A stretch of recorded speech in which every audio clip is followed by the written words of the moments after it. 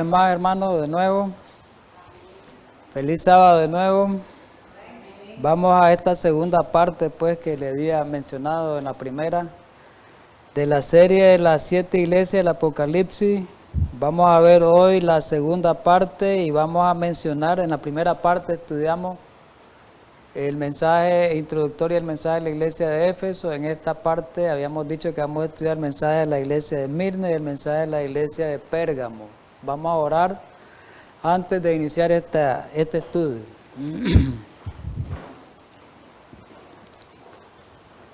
Amado Dios Rey y Salvador Santo, gracias porque nos permite una vez más, nos da la oportunidad de nuevo de abrir tu palabra. Danos ese entendimiento, esa sabiduría en lo alto, para que podamos percibir estos mensajes que no solo fueron para el pasado, son también para en cualquier época en que la iglesia ha existido, después del siglo I. Ayúdanos pues para que nosotros seamos apercibidos de estos mensajes y que el Espíritu Santo haga una obra especial en cada uno de nuestros corazones. En Cristo Jesús. Amén. Vamos entonces con la segunda iglesia, en el orden. Recordemos que estudiamos en el primer tema que hay un orden. Y miramos el orden, ¿verdad? Que era un circuito cerrado. Hay un orden establecido para el mensaje de estas iglesias y un orden que van en la historia también. Bien, el mensaje Esmirna significa mirra o perfume suave. Y este tiempo de Esmirna abarca la persecución más acérrima, las persecuciones más sangrientas, podemos decirlo, de la iglesia que tuvo la iglesia cristiana bajo el Imperio Romano. Y la duración viene desde el año 100, después de la muerte del apóstol Juan, hasta el año 313, 2 siglos, más de 2 siglos, que termina con el edicto de Milán, el edicto de tolerancia, el 313, que fue el que promulgó Constantino el Grande, que era en ese tiempo el emperador o el César. Y ahí terminó, por eso le llamaban el edicto de tolerancia, porque ahí, hasta ahí terminó la persecución, ¿verdad? Hoy vamos a ir desarrollando todo eso.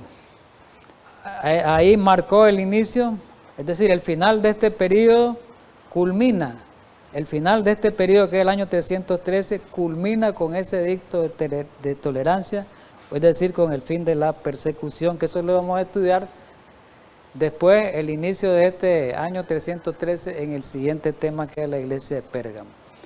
Apocalipsis 2 del 8 al 11 vamos a leerlo, es un mensaje corto. Este mensaje de esta iglesia es corto, mire, solo 4 versículos nada más. Y dice el verso 8, escribe al ángel de la iglesia en Esmirna. El primero y el postrero, el que estuvo muerto y vivió, dice esto, de Jesús, ¿verdad? Jesús. Yo conozco tu obra, le dice a esa iglesia Jesús. Recordemos que este mensaje tiene 3 aplicaciones. Para recordar, recordemos lo anterior. Se aplica en los días de Juan, de la tribulación que estaba pasando esa iglesia ubicada en la localidad de Esmirna.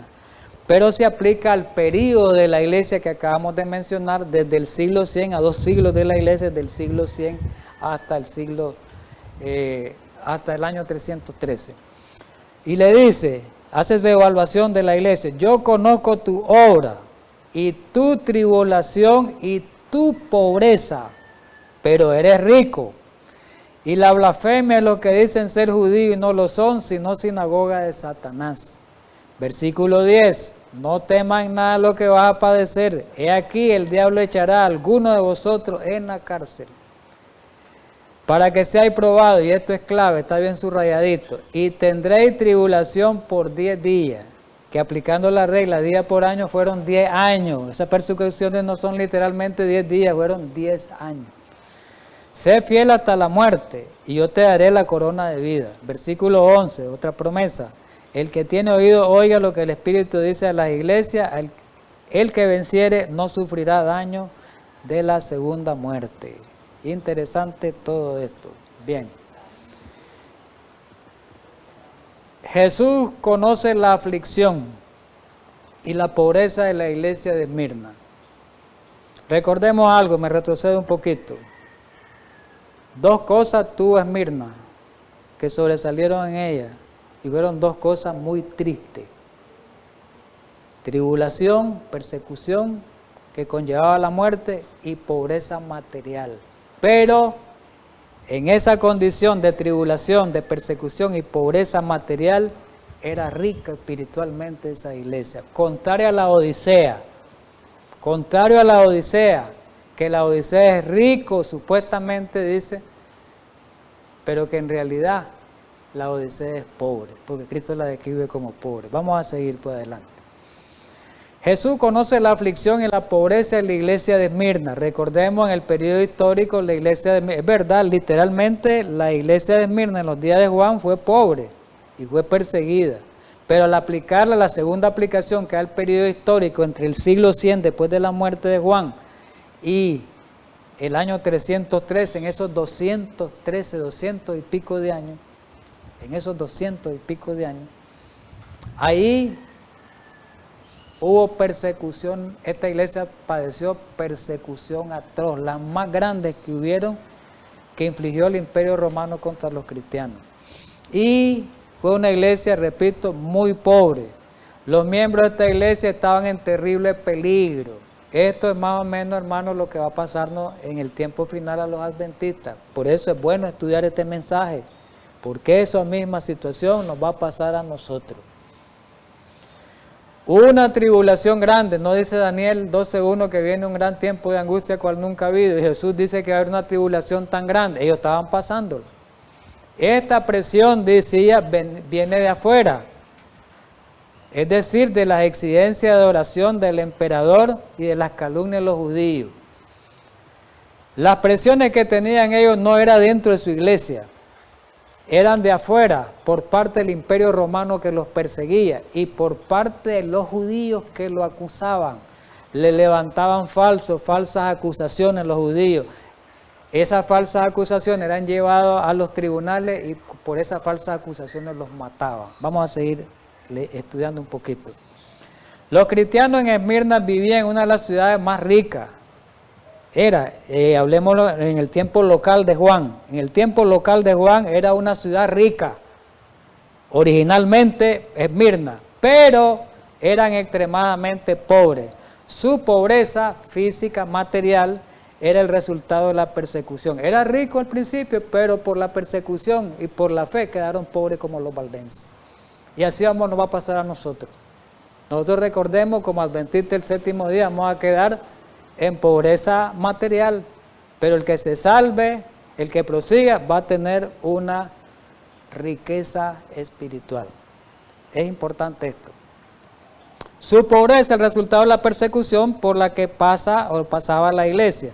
Aunque pobres en cosas materiales, sin embargo, eran ricos en gracia y en fe.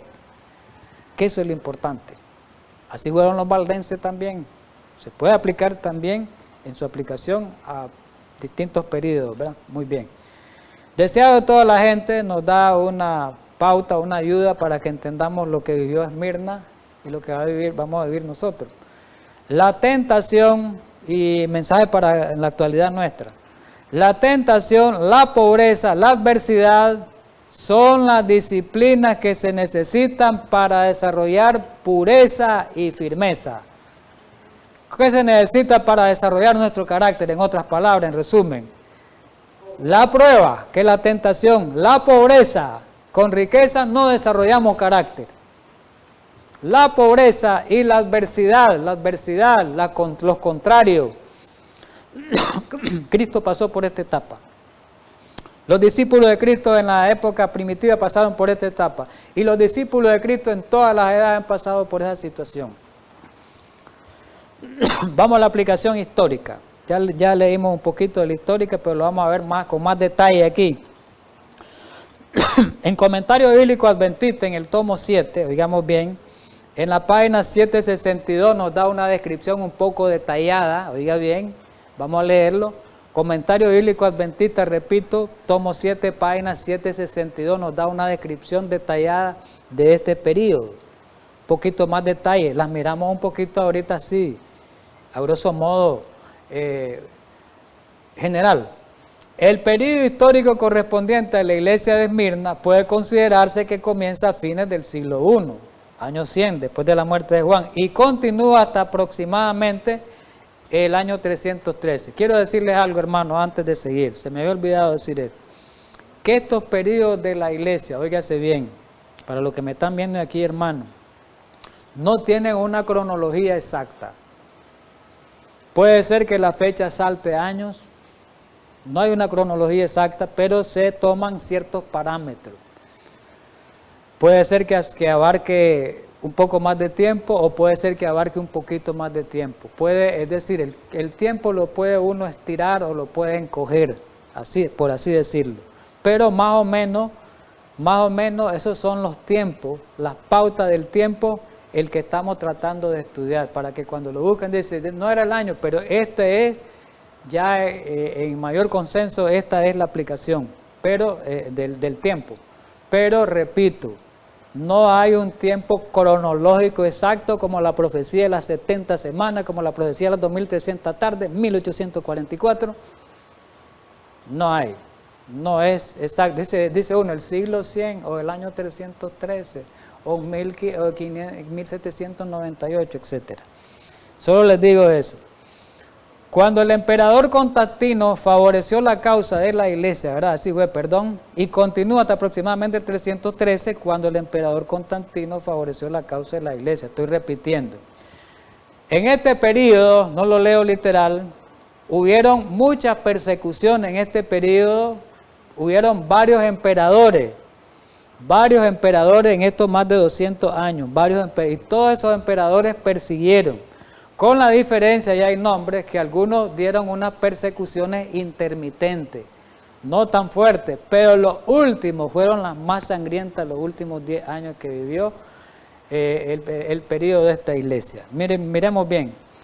Persecuciones intermitentes lanzadas por diferentes emperadores romanos, dice el comentario, caracterizaron la situación de la iglesia durante este periodo, y comienza a mencionar los emperadores.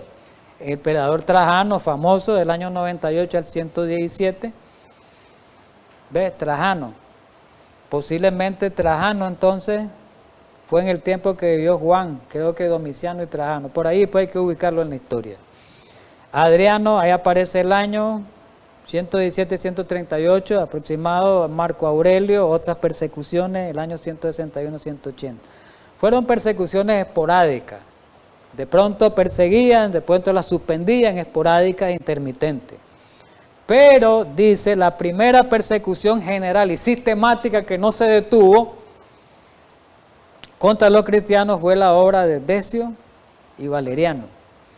Pero la opresión política, ahí están los años, llegó a su manifestación más sangrienta con el emperador Diocleciano y el último emperador que se llamaba Galerio. Esos 10 días de tribulación que mencionaba en el pasaje fue el periodo de Diocleciano, emperador Diocleciano, y creo que fue el otro emperador Galerio que no lo menciona aquí, el sucesor de él. El periodo representado por la iglesia de Esmirna bien puede llamarse históricamente el tiempo de los mártires. Es el tiempo de los mártires, es el periodo de los mártires, es el periodo de la iglesia de gran persecución. Aquí lo tenemos, una laminita gráfica.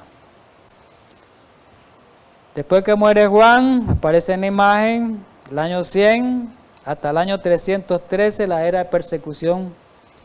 Ahí está el mensaje de Esmirna, hasta cuando Constantino reconoce oficialmente el cristianismo y él se convierte a cristiano y se deja la persecución, que es lo que vamos a estudiar ahorita. Comentario bíblico siempre, la parte histórica, esto es historia lo que estamos viendo. En la página 7, recuerde que vamos a dar una aplicación local, pero también se le da una aplicación del periodo que se está viviendo, del año 100 hasta el año 313. Y la aplicación local es el periodo que vivió localmente esa iglesia de Pérgamo en los días de Juan. Pero miremos aquí qué es lo que dice. en ese tiempo, en el tiempo local. El libro, y en el tiempo histórico también se aproxima, porque aquí dicen todo ese tiempo abarcante. El libro de los Hechos revela que muchas de las dificultades de la iglesia primitiva surgieron de calumnias y acusaciones lanzadas por los judíos contra los cristianos. Es verdad, ahí se menciona, ahí están los textos del libro de Hechos de los Apóstoles. Ahí aparecen, miren, en el capítulo 13, en el capítulo 17, en el capítulo 18, en el capítulo 21 de Hechos, ahí habla de las calumnias y las acusaciones que lanzaron los judíos contra los cristianos. Por lo menos en esa primera etapa, pues, en esa con la aplicación local, pero después vinieron otras acusaciones más fuertes en la aplicación histórica.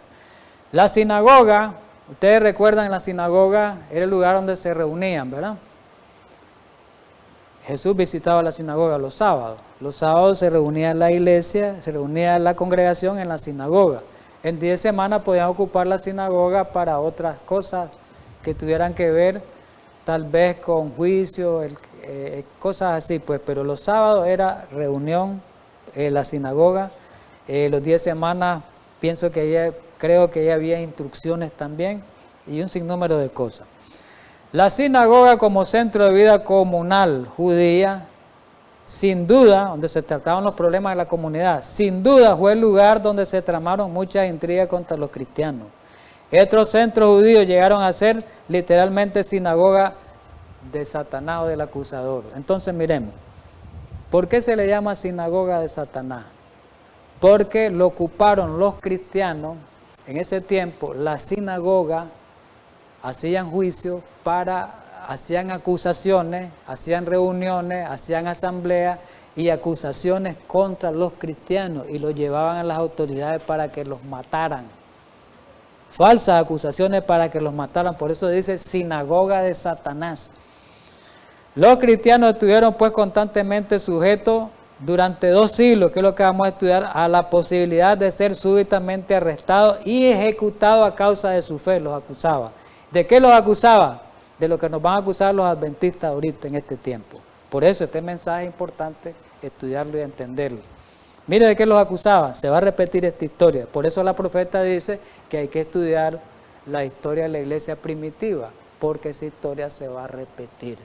Miremos de la iglesia primitiva y de la iglesia después perseguida. Miremos, los cristianos fueron atacados especialmente en tiempos de hambruna. Oiga bien, terremoto, tormenta y otras catástrofes, pues sus vecinos paganos, los romanos, los paganos y los judíos, creían que habían atraído la ira divina sobre todo el país porque se negaban a adorar a sus dioses. ¿Se va a repetir la historia? Hoy cuando nos neguemos a adorar al Dios Sol, a través del domingo, también nos va a pasar, vamos a correr, se va a repetir esta misma suerte para los cristianos adventistas de este tiempo. Entonces pasaron por los acusaban por todas las calamidades que habían, porque decían, no están adorando al emperador, no están adorando los dioses nuestros, los dioses paganos, ellos están adorando otro Dios extraño. Los acusaban, los mataban.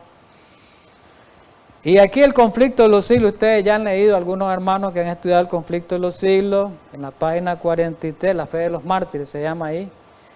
Aquí está en la página 43 y 44 para el original, pero en la página 38 para aquellos que tienen la electrónica.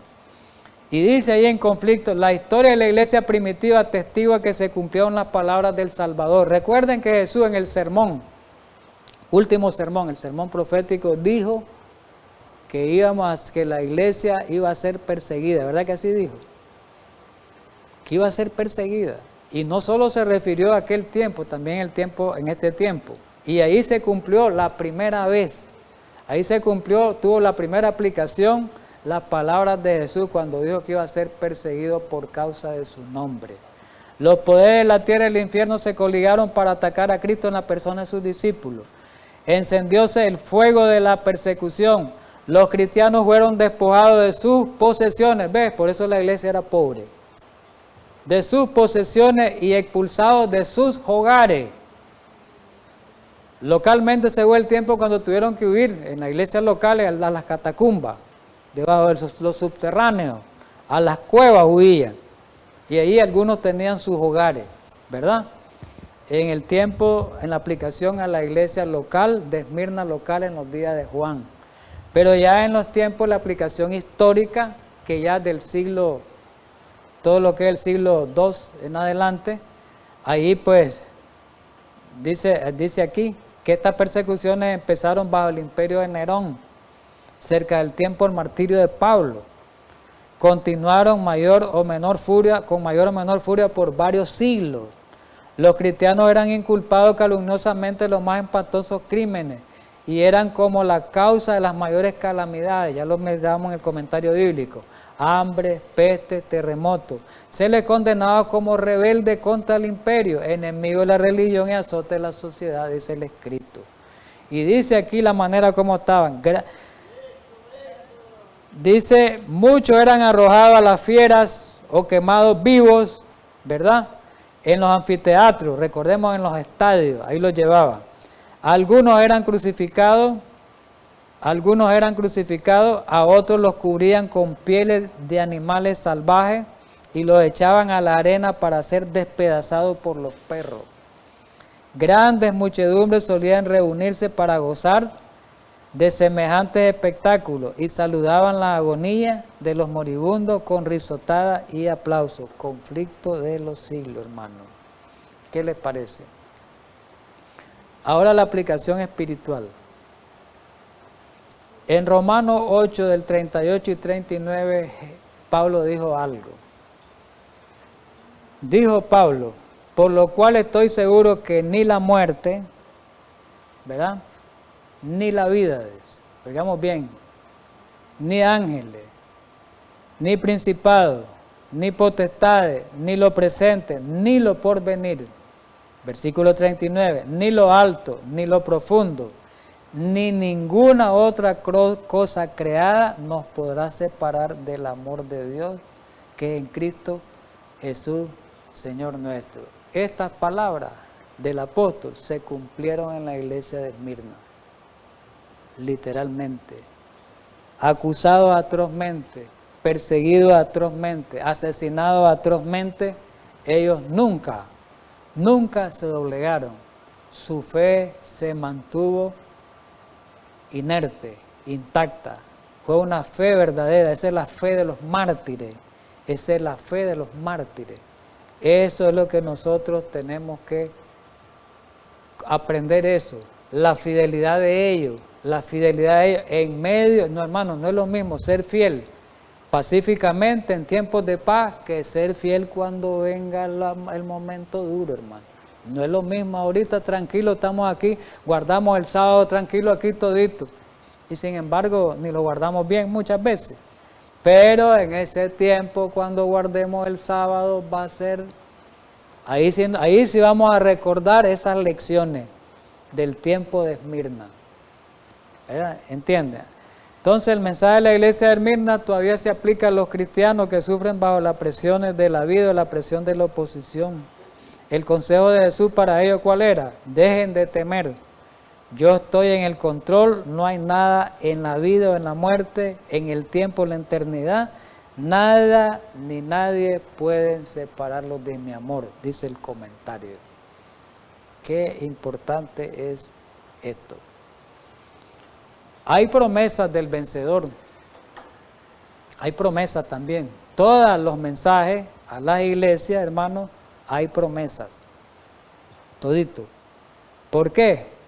Por la dificultad, por el problema que estaba pasando en ese tiempo la iglesia. Dios les da promesas para animarlo, para que se mantengan fieles, para que se mantengan firmes. Dios nos da promesa hoy a nosotros para animarnos a que nos mantengamos fieles también nosotros. Y como decía en la cita que estudiábamos, que todas las dificultades que nos pasen, todas las pruebas que nos pasen, todas las persecuciones que nos pasen, todas las cosas, es para que nosotros verdaderamente seamos purificados, dice. Ahí lo acaba de decir, y nuestro carácter sea limpiado, purificado, hasta que Él sea la semejanza de Cristo.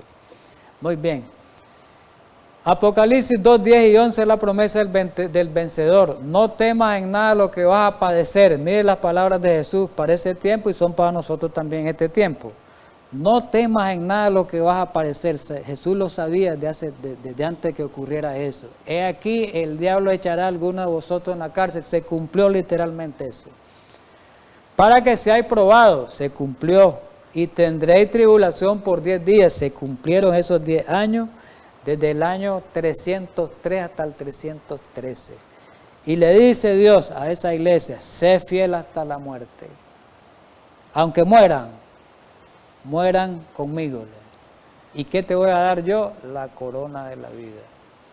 ¿Y qué es lo que dice? El que tiene oído, oiga lo que el Espíritu dice a las iglesias. El que venciere no sufrirá daño de la segunda muerte. ¿Por qué le dice el que venciere no sufrirá daño de la segunda muerte? Jesús está diciendo que no le tengan muerte a esa muerte física, que le tengan muerte al daño a la segunda muerte, que de la segunda muerte sí no hay vida, no hay salvación, ¿verdad? No hay resurrección más. Mateo 10, 28, Jesús dijo algo claro con referente a eso. Cuando estaban en vida los discípulos les dijo, no temáis a los que matan el cuerpo, como en ese tiempo que estaban matando a la gente, más el alma no pueden matar. Temed más aquel que puede destruir el alma y el cuerpo en el infierno, el día del juicio. La segunda muerte es la única que el pueblo de Dios debe temer. Es la única, no la primera. Es la única, perderse. Eso es lo que debemos de temer, perdernos. Eso es lo que debemos de lamentar, que si nos vamos a perder, no. Eso, no la primera muerte, la muerte física. Porque recordemos que va a haber un despertar. Si somos fieles, vamos a despertar para honra y gloria de Dios y para vivir eternamente con Cristo Jesús. Satanás puede causar la muerte física de los fieles seguidores de Cristo, pero estos estarán a salvo de la muerte segunda. Así que, hermanos, tengamos en mente presente todo esto que vivieron los hermanos cristianos que pasaron por este periodo, por esta etapa de la iglesia, ¿verdad? Y vamos a la última parte, que es la corona de vida. Aquí aparece una cita que es del Comentario Bíblico Adventista en la página 969. Dice que en ese día del castigo final y de la recompensa final, los santos y los pecadores reconocerán en aquel que fue crucificado al juez de todos los vivientes. Cada corona que sea dada a los santos del Altísimo será concedida por las manos de Cristo. Jesús dijo claramente, les dijo a los de Esmirna, sé fiel hasta la muerte y yo te daré la corona de vida. Como dice, yo te voy a coronar con mis propias manos. Ahora, eso no solamente era para Esmirna, es para nosotros, que hoy seamos fieles hasta la muerte y tenemos la gran promesa que Él nos va a coronar con sus manos y que vamos a tener esa corona de vida para siempre. Dice, aquellas manos que crueles sacerdotes, las de Jesús, y gobernantes condenaron a ser clavadas en la cruz, solo Él puede dar a los hombres el consuelo de la vida eterna. Vamos a la iglesia, dejamos la iglesia de Esmirna, vamos a la tercera iglesia en la historia, que es la iglesia de Pérgamo. Y esta iglesia abarca, vamos a verlo en la, bueno, vamos a ver el escrito. La duración es desde el año 313, que fue con el edicto de tolerancia, el edicto de Milán, hasta el año 538, que es cuando comienza la supremacía papal. Miremos bien, este periodo es muy importante en la historia. Disfrutémoslo al estudiarlo. Vamos a comenzar con los textos bíblicos, pues. Este es un poquito larguito. Apocalipsis 2, del 12 al 17, creo que el que viene es el más largo, creo que Teatira es largo. Pero vamos, miremos este. El versículo 12 dice, y escribe el ángel a la iglesia de Pérgamo. Recordemos que Pérgamo era una ciudad en los días de Juan, pero recordemos algo, que este mensaje tiene 3 aplicaciones. Estoy recordándolo, no solo para los días de Juan. Y escribe el ángel de la iglesia en Pérgamo, el que tiene la espada aguda de 2 filos, dice esto, el versículo 12. Siempre Cristo, evaluando a las iglesias. Miren el versículo 13, por eso dice que Cristo está en medio de los 7 candeleros, y por eso nos dice, yo conozco tu obra. Yo conozco tu obra, Juan. Yo conozco tu obra, Pedro. Yo conozco tu obra, María. Yo conozco tu obra, persona tal. Yo la conozco. Porque Él está en medio de la iglesia. Él está en medio de los 7 candeleros. No se le escapa a nadie. Yo conozco tu obra y dónde moras. Qué interesante es esto. Pérgamo. Yo conozco tu obra y dónde moras. ¿Dónde moraba? Dice, donde está el trono de Satanás. ¿Por qué dirá eso? Lo vamos a estudiar. Pero retiene mi nombre, a pesar de que mora donde está el trono de Satanás, dice, retiene mi nombre, versículo 13. Y no has negado mi fe, ni aun en los días en que Antipas, mi testigo fiel, fue muerto entre vosotros donde mora Satanás. Pero dice el versículo 14, la advertencia, la amonestación, pero tengo una poca cosa contra ti. ¿Cuáles eran las pocas cosas? Que tienes ahí a los que retienen la doctrina de Balaam, que enseñaba a Balac, que era el Dios, que era el rey de los moabitas, a poner tropiezo ante los hijos de Israel, a comer de cosas sacrificadas a ídolos y a cometer fornicación, versículo 15. Y también tiene a los que retienen la doctrina de los nicolaitas, que ya lo estudiamos. La que yo aborrezco, lo vuelve a repetir, versículo 16, viene aquí. Por tanto, arrepiéntete, pues si no vendré a ti, la amonestación, vendré a ti pronto y pelearé contra ellos con la espada de mi boca. Esta está en la amonestación en celeste. La promesa, el que tiene oído, oiga lo que el Espíritu dice a la iglesia, al que venciere, daré a comer del maná escondido, y le daré una piedrecita blanca, y en la piedrecita escrito un nombre nuevo, el cual ninguno conoce, sino aquel que lo recibe. Aplicación histórica. Dice que es desde el tiempo, desde el año 313 hasta el 538. Durante este periodo, desde el 313 después de Cristo hasta el 538, durante Comentario Bíblico Adventista, tomo 7 páginas, 765. Durante este periodo fue cuando el papado, oiga bien, ya vamos en la historia, se consolidó su posición como cabeza religiosa y política de la Europa occidental. Y Satanás estableció su trono dentro de la iglesia cristiana, es lo que vamos a ver. El papado era, oigamos bien, y es, dice el comentario bíblico, el papado era y es ahora una combinación maestra de paganismo con cristianismo. Sigue siéndolo ahora, en este tiempo, 2023. Este periodo bien puede llamarse la era de la popularidad del papado. Aquí aparece en la lámina, en la gráfica, ahí está, miren. ¿Cuándo comienza este periodo? Con el emperador Constantino, cuando el emperador, bueno, quiero decirle algo. El diablo, ¿verdad? Para que lleguemos y entendamos esto, el diablo usó el método para exterminar la iglesia de Dios, la iglesia de Cristo, la iglesia cristiana, el método de la persecución y el método más sangriento. Y no pudo destruir a la iglesia, no la pudo terminar. A medida que mataban 1, 2, 3, se reproducían 100, 200. Entonces nunca el diablo pudo destruir esa iglesia, más bien por el testimonio del martirio, más bien esa iglesia crecía y crecía. Entonces el diablo pensó con sus instrumentos, ¿verdad? El diablo pensó, dice, tengo que buscar otra manera para aniquilar esta iglesia. Ya no por la fuerza, no se puede. Entonces, y dio otro plan. Ahora dice, bueno, ahora vamos a convertirnos en cristianos. Y vamos a mezclar las enseñanzas nuestras paganas con la cristiana para que sea una sola mezcla. Y ahí viene la apostasía. De ahí es que cuando nace el catolicismo, en esa mezcla. Vamos a lo largo del desarrollo, vamos a verlo. Entonces, Constantino fue el primero. Dijo, se convirtió al cristianismo. No quiero hablar de la historia de eso, pues la historia habla de una conversión que tuvo una visión, un montón de cosas, pero no quiero entrar a ese detalle. Entonces, Constantino reconoce oficialmente el cristianismo y termina la persecución, se convierte a ser cristiano y dice, dejémoslo ya, el imperio va a hacerse cristiano ya. Ya no vamos a perseguir a los cristianos, son nuestros hermanos, vamos con ellos a trabajar juntos, y así fue, ¿verdad?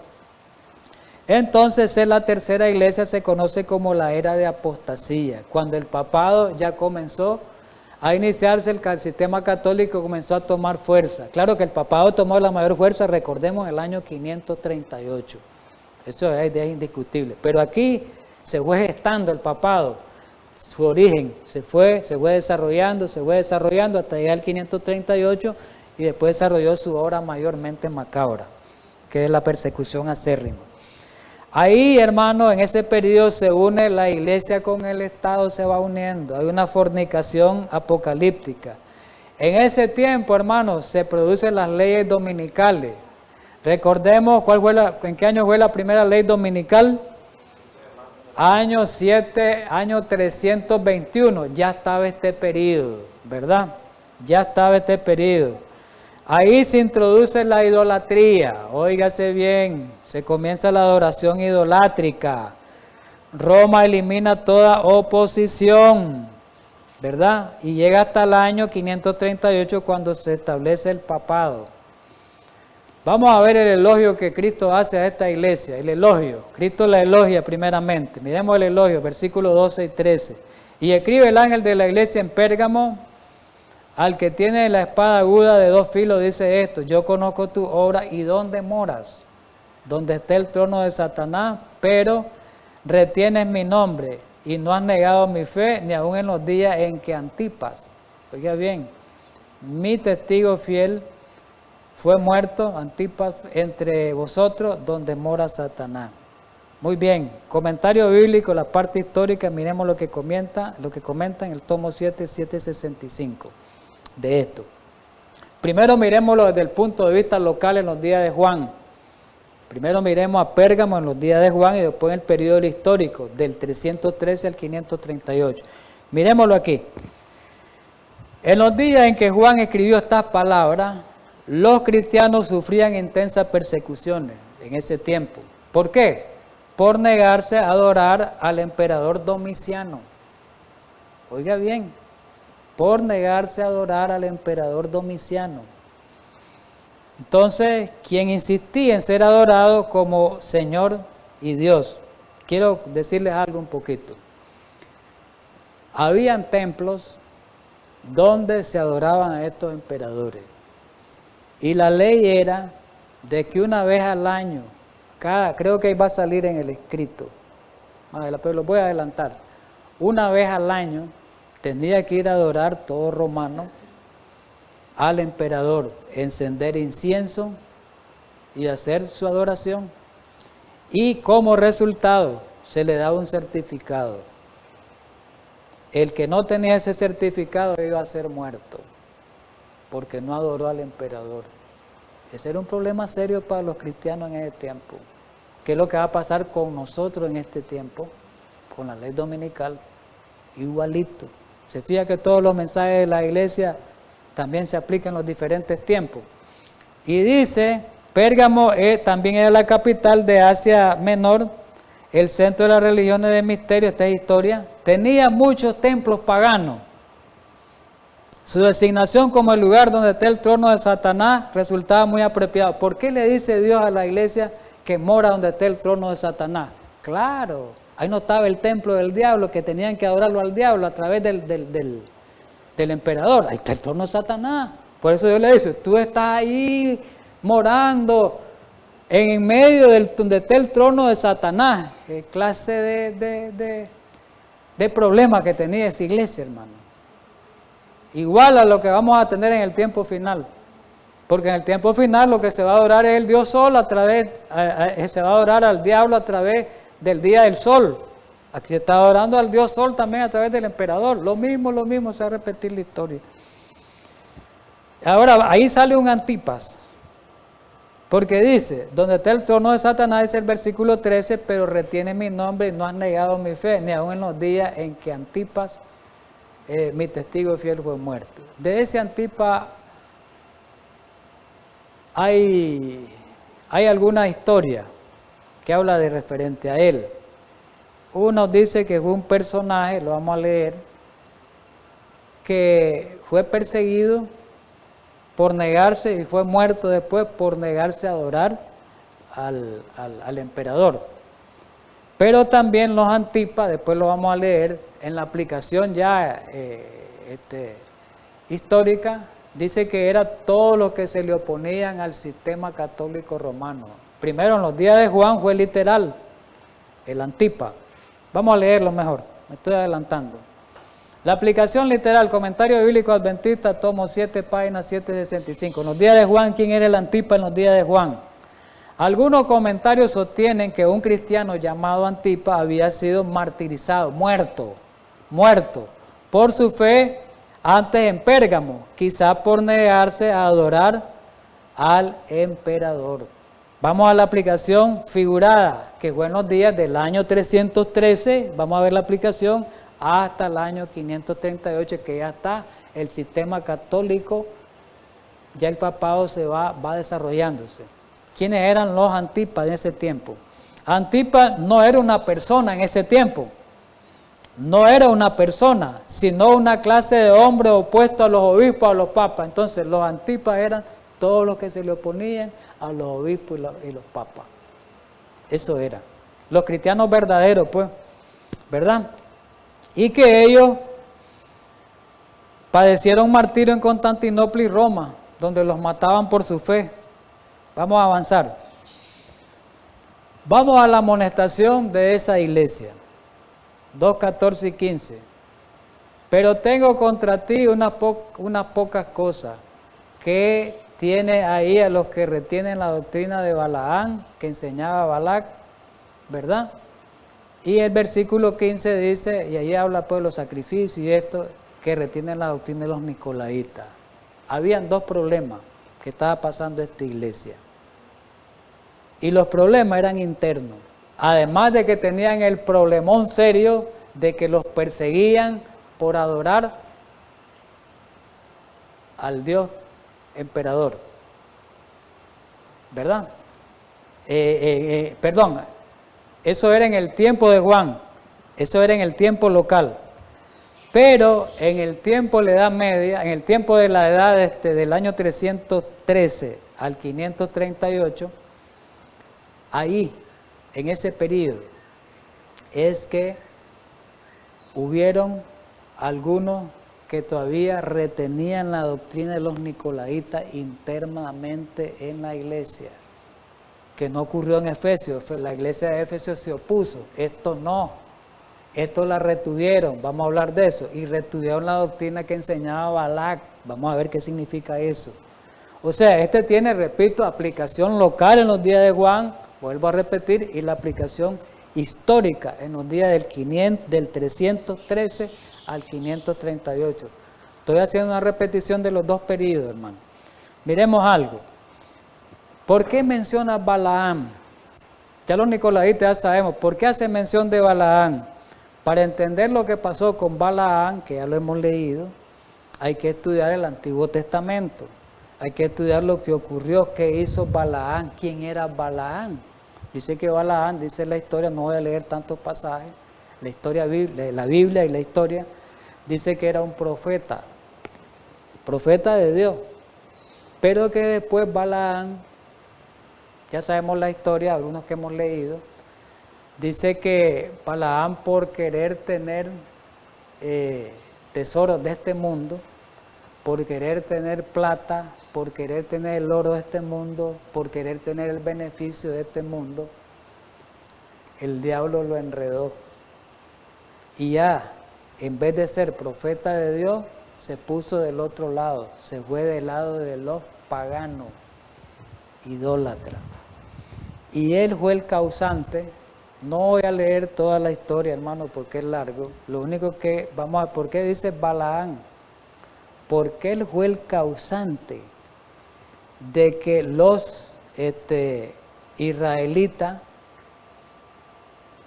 cayeran a la orilla del Jordán, cayeran en apostasía. en la última y gran apostasía, Balaán fue el causante, porque a Balaán influenció al pueblo de Israel, al pueblo de Moab, lo influenció y lanzó a las mujeres. Mire el diablo cómo utilizó. Vamos a leer el pasaje. Moraba Israel en Sitín, y el pueblo empezó a fornicar, el pueblo de Israel, con las hijas de Moab, las cuales invitaban al pueblo a los sacrificios de sus dioses, y el pueblo comió y se inclinó a sus dioses. ¿Qué tiene que ver esto con este periodo? Ya lo vamos a ver. Miremos allá, histórica, ¿qué es lo que pasó? ¿Cómo hicieron caer a los israelitas? Por medio de la fornicación. Cuando se unieron con ellos, fueron invitados a la fiesta, la música, dice el espíritu y profecía, los hechizó. Fueron invitados, estuvieron ahí, bebieron vino, la mente se les nubló, dice patriarca y profeta, y comenzaron ellos a hacer sacrificio y a adorar a los dioses paganos. Una apostasía grandísima, grande hubo, que Dios tuvo que actuar, intervenir, y vinieron los castigos y mataron a todos los apóstatas. Y ese día dice que murieron, dice el número 25, 24,000 en el pueblo de Dios. Ahora, ¿qué tiene que ver esto con la profecía, con el mensaje de la iglesia de Pérgamo? ¿Por qué lo mencionan? Sencillamente, en el tiempo de la iglesia de Pérgamo estaban los cristianos verdaderos, pero dentro de esos cristianos, recordemos que Pablo dijo que dentro del pueblo de Dios iban a surgir los falsos profetas, ¿verdad que así dijo? Los falsos maestros, que iban a enseñar cosas vanas, herejías. Pedro también lo dijo. Entonces estos comenzaron, se unieron. Los nicolaitas, que ya sabemos los nicolaitas que decían, nada de ley de Dios, nada de guardar los mandamientos de Dios, el libertinaje, si el cuerpo no tiene que ver nada con el espíritu. Ellos se unieron, esa doctrina la aceptaron algunos, en el tiempo de Juan estamos, ¿verdad? Estamos primero al tiempo de Juan, algunos de los cristianos aceptaron esa doctrina y ya ellos apostataron. Había un libertinaje entre ellos que no guardaban la ley de Dios. Pero ¿cómo aceptaron la doctrina de Balaán? Lo mismo, la fornicación y la idolatría la miraban como normal. Porque eso fue lo que la doctrina de Balaán y la doctrina de los nicolaitas tienen parecido. En cuanto al libertinaje, en cuanto a negar la fe, en cuanto a la apostasía, son en realidad, por eso lo mencionan a los dos en forma paralela, parecido. En los días vamos a la parte histórica, en los días del año 313, cuando ya no hay persecución, porque el año 313, ¿verdad? Hasta el año 538, ahí recordemos que ahí ya no hay persecución. Ya está la iglesia católica tomando lugar hasta conformar lo que es el papado, establecerlo ya, el sistema ya perseguidor, después del año 538. Entonces, en ese tiempo, muchos cristianos dijeron que se termine la persecución, no nos están diciendo que no vamos a ser perseguidos cuando inicie ese periodo, aceptémoslo. Y ahí comenzaron a introducirse todo el paganismo. Entonces vino la apostasía. De esa manera, en el mundo cristiano existieron los balaanistas y existieron los nicolaitas. ¿Por qué? Porque ellos aceptaron todo el paganismo, aceptaron toda la idolatría mezclado con cristianismo. Nada más que ahora iba a ser mezclado, una mezcla. Entonces, de esa manera es que dijo Jesús, por el que está hablando ahí, retiene, ahí en tu iglesia está, dice, retiene a la doctrina de los nicolaitas y retiene a la doctrina de Balaam, que eran doctrinas que nos llevaban, eran apóstatas que llevaban a la idolatría, llevaban al paganismo. ¿Estamos de acuerdo? Dice que esos falsos maestros defendían, miren lo que hacían, y procuraban persuadir a los cristianos de que no había nada malo con la conformidad del mundo. Nada malo hay con el mundo. O sea, mundo y cristianismo metieron dentro de la iglesia. Eso eran los balaanistas y los nicolaítas dentro de la iglesia. De manera que la iglesia se pervirtió, solo quedaron los pocos fieles. Dice, aquí hay un escrito histórico. Estos bárbaros, mire cómo lo dicen los mismos historiadores, estos bárbaros se han hecho cristianos. ¿Qué habla de bárbaros? Los paganos, los romanos, del emperador. Estos bárbaros se han hecho cristianos, pero conservan la mayor parte de su antigua fe, la adoración al sol, la adoración, sus ritos, sus sacrificios, su idolatría, la conservan. Puesto que todavía practican sacrificios humanos en ese tiempo y otros actos profanos de culto y hasta investigaciones para conocer el porvenir, hechicería, brujería. ¿Estaban dentro del cristianismo? Esas eran las doctrinas balaanistas, esas eran las doctrinas nicolaístas, que Cristo está amonestando. Conflicto de los siglos, miren lo que habla la página 53 y 54 original. El espíritu de aveniencia y transacción fue restringido por un tiempo mediante fuertes persecuciones en el comienzo, que la iglesia padeció del paganismo cuando los perseguían los romanos, pero al cesar la persecución cuando termina en el año 313 y entrar el cristianismo a las cortes y los palacios de los reyes, ella, la iglesia, puso de lado la iglesia, ¿ve?, la humilde sencillez de Cristo y de sus apóstoles para asumir la pompa, viene el catolicismo, y el orgullo de sacerdotes y gobernantes paganos, catolicismo. Y en lugar de los requerimientos de Dios, ¿qué pasó? Ella sustituyó teorías y tradiciones humanas traídas de todos los sistemas paganos de todos los tiempos, de los griegos, de los babilonios y de todo. Sigue el conflicto de los siglos, vamos leyéndolo. La mayoría de los cristianos, oiga bien, la mayoría de los cristianos, por eso Cristo los amonesta, consistió al fin en arriar su bandera y se realizó la unión del cristianismo con el paganismo, que fue lo que fundó el catolicismo, se formó. Aunque los adoradores de los ídolos profesaban haberse convertido, los adoradores de los ídolos, y unidos con la iglesia, seguían aferrándose a su idolatría. Balaanes, nicolaítas, y solo habían cambiado los objetos de su culto por imágenes de Jesús y hasta de María y los santos, que de ahí vienen todas esas tradiciones hasta hoy. Son balaanistas esas tradiciones. La levadura y la idolatría introducida en ese modo en la iglesia prosiguió su funesta obra. Doctrinas falsas, ritos supersticiosos, ceremonias idolátricas se incorporaron en la fe y en el culto cristiano. Al unirse los discípulos de Cristo con los idólatras, oiga bien, la religión cristiana se corrompió y la iglesia perdió su pureza y su fuerza. Hubo, sin embargo, aquí está el remanente, hubo, sin embargo,